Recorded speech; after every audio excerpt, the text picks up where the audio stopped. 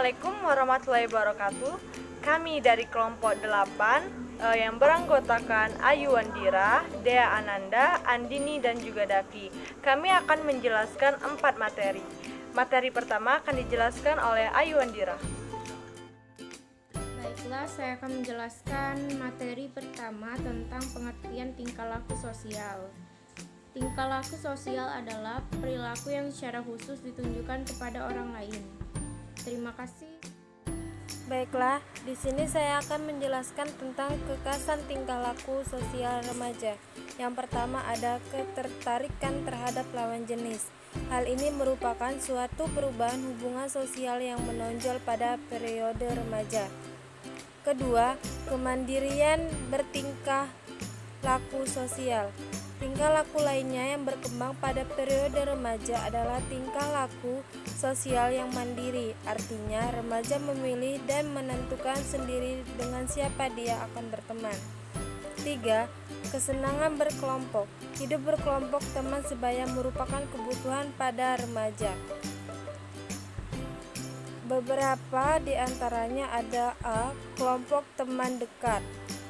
Kelompok ini muncul pada masa remaja awal atau puber yang terdiri dari 2 atau 3 orang teman dekat dengan jenis kelamin yang sama. B. Kelompok kecil.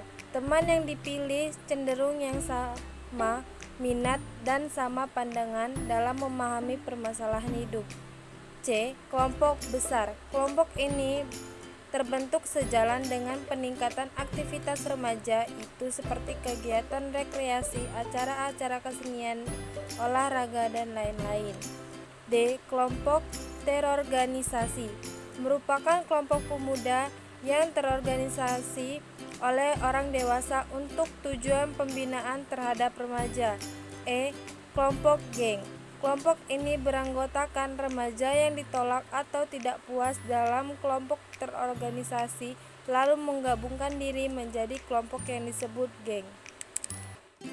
Proses berlangsungnya perkembangan sosial remaja menurut teori psikoanalisis. Menurut teori psikoanalisis, proses perkembangan berlangsung secara tidak disadari atau di luar kesadaran, dan sangat diwarnai oleh emosi. Para ahli psikoanalisis menekankan bahwa perilaku hanyalah merupakan karakteristik di permukaan. Pemahaman sepenuhnya tentang perkembangan hanya dapat dicapai melalui analisis terhadap makna-makna simbolis dari perilaku. Ada 2 teori psikoanalisis, yaitu teori Freud. Mengembangkan teori psikoanalisisnya berdasarkan pengalamannya dalam menangani kehidupan mental pasiennya. Menurut teori Freud, ada tiga struktur, yaitu id, ego, dan superego. Id terdiri dari insting yang merupakan persediaan energi psikis individu. Dalam pandangan Freud, id sepenuhnya tidak disadari. Id tidak memiliki kontak dengan realitas. Ketika anak-anak mengalami berbagai tuntutan dan pembatasan realitas, muncul sebuah struktur baru dari kepribadian, yaitu ego. Ego disebut juga cabang eksekutif dari kepribadian karena ego membuat keputusan rasional. Id dan ego tidak mempertimbangkan moralitas keduanya, tidak mempertimbangkan apakah sesuatu itu benar atau salah. Superego adalah struktur kepribadian yang mempertimbangkan apakah sesuatu itu benar atau salah. Superego seringkali kita juluki sebagai hati nurani. Freud berpendapat bahwa kehidupan remaja dipenuhi dengan ketegangan dan konflik. Remaja berusaha meredakan ketegangan yang dialami dengan cara memadamkan konflik tersebut ke dalam pikiran yang tidak disadar. Teori yang kedua adalah teori Erikson. Erikson mengatakan bahwa manusia berkembang dalam suatu psikososial yang berbeda dari tahap psikoseksual, perkembangan sepanjang siklus kehidupan manusia. Sedangkan Freud berargumen bahwa kepribadian dasar manusia terbentuk selama 5 tahun pertama kehidupan kemajuan manusia, dicapai melalui 8 tahap perkembangan yang berlangsung seumur hidup, diantaranya 1. Kepercayaan, 2. Otomotif, 3. Prakarsa, 4. Tekun, 5. Identitas, 6. Keintiman, 7. Bangkit. 8. Integrasi versus kekecewaan. Kedua, proses berlangsungnya perkembangan sosial remaja menurut teori kognitif. Dua teori yang penting adalah teori perkembangan kognitif Piaget dan teori pemrosesan informasi.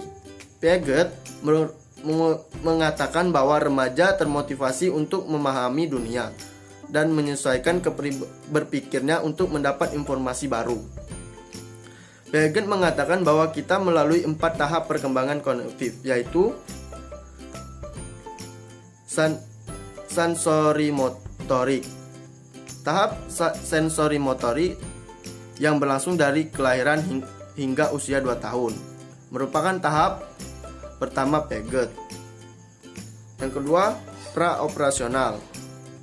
Tahap praoperasional yang berlangsung kira-kira dari usia 2 tahun hingga 7 tahun.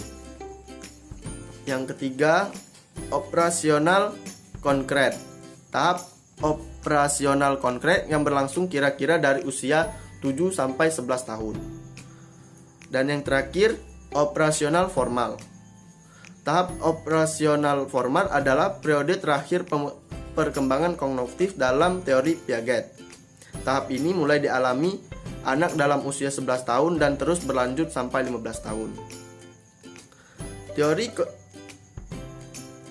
Teori kognitif sosiobudaya dari Vygotsky. Teori kognitif sosiobudaya yang menekankan bagaimana budaya dan interaksi sosial mengarahkan perkembangan kognitif.